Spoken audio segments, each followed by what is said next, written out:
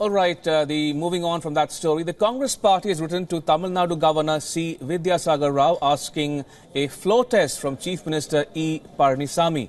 Earlier on Tuesday, 19 ADMK MLAs aligned with Shashikala Natarajan faction had withdrawn their support to Chief Minister E. Palaniswamy following and reducing his government to a minority.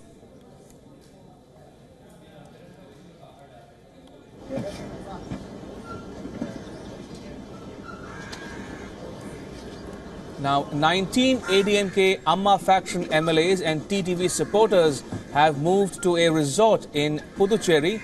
This as ADMK's sidelined leader, TTV Dinakaran, is attempting to keep them away from the influence of Chief Minister E. Palaniswamy. 19 rebel MLAs supporting ousted ADMK leader TTV Dinakaran have reached Puducherry to stay in a seaside resort in a bid to exhibit their solidarity with their leader.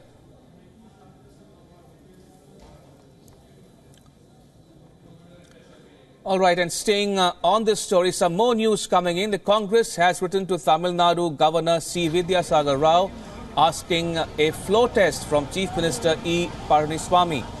Earlier on Tuesday, 19 ADMK MLAs aligned with Shashikala Natarajan had withdrawn their support to Chief Minister E. Palaniswamy, reducing his government to a minority.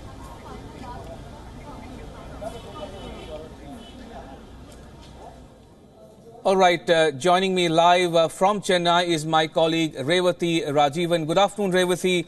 What more details do we have at this point in time? There is no end, it seems, to the political drama unfolding in Tamil Nadu.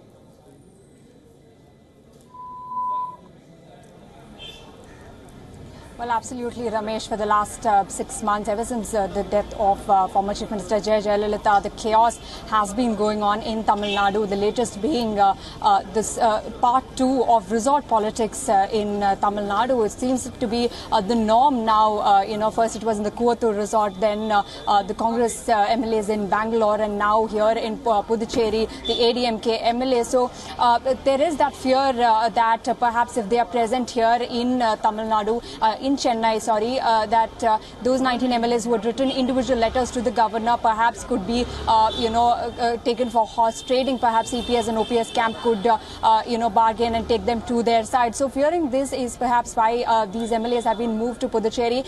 Remember, Puducherry is, ruled by DMK and Congress, so it is as far as possible from the ADMK governance in Tamil Nadu. And at this point, TTV Dinakaran clearly has the support, has the numbers that he could use to topple a government, but whether or not he will do that is the big question here, because irrespective of which faction or which group they belong to, none of these three groups, none of these two groups, none of the leaders in these two groups want the government to fall. None of them want a re-election, none of them want a president's rule, and perhaps even if they go for a floor test, if the ADMK falls, then it would be very difficult for the party to come back to power at this point of time. The DMK, the opposition, is also taking advantage of the situation. So here, two things are very clear. One, the TTV Dinakaran group is playing a very, strong pressure tactic at this point, showing the numbers on his side, withdrawing support from the EPS. And they are time and again, the leaders are saying that they are not against the merger itself, but the fact that they were not consulted before the merger took place. So,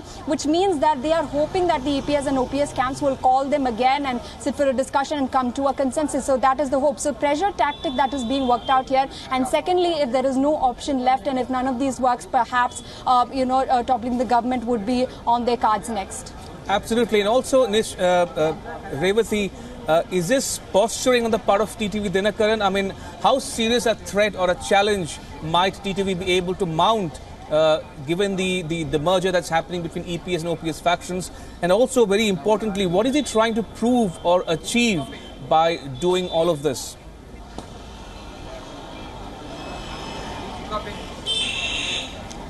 Well, it's clear that TTV Dinakaran and VK Shashikala do not want to give away their positions in the party. They are clearly, they were clearly the leaders in the party. So suddenly one fine day they do not want to just, move away from the party. It is not as simple as it seems. At this point, yes, clearly there is a significant amount of, significant number of MLAs on TTV's side, number that is sufficient for him to actually threaten the government in power, which he has been doing at this point. But whether or not he will go ahead with that threat, whether or not he will, actually topple the government is the big question, because perhaps even as he tries to take control over the party, he may not want to be seen as a person who brings down the ADMK government and give the power to DMK and sit there in the opposition, sit there as the opposition leader or somebody in the opposition party. So he may not want that kind of an image, falling upon him. So at this point, he has that Deputy General Secretary position in the party, which EPS said was invalid. But all of them in the TTV group want VK Shashikala to be the General Secretary. They do not want that is one particular point that they are all disagreeing upon, that the EPS and OPS camp coming together said that they will remove VK Shashikala. That is one point, that one demand that they did not want to fulfill. And if EPS and OPS can get back on that, say that they will not remove VK Shashikala, perhaps TTV group will be, even okay with merging with the OPS and EPS factions that are there now. And secondly, Ramesh, there are also a lot of leaders in the EPS and OPS team who are not very happy and satisfied with the kind of positions and power they have received after the merger has taken place. Several ministers' portfolios have been reshuffled. Those from the OPS camps have been given those portfolios. So there will be some sort of disappointment in the OPS camp as well. And perhaps that will also lead to more MLAs coming to TTV Dinakaran's side. And lastly, TTV Dinakaran on his side is also giving party positions at district levels to various leaders to ensure that he retains the support that he has at this moment, and that does not go away to the other side as well. Absolutely. Revati, thank you for your inputs. Do keep tracking the developments for us, and we'll keep coming back to you. You were listening to my colleague Revati Rajivan, who was joining us from Chennai.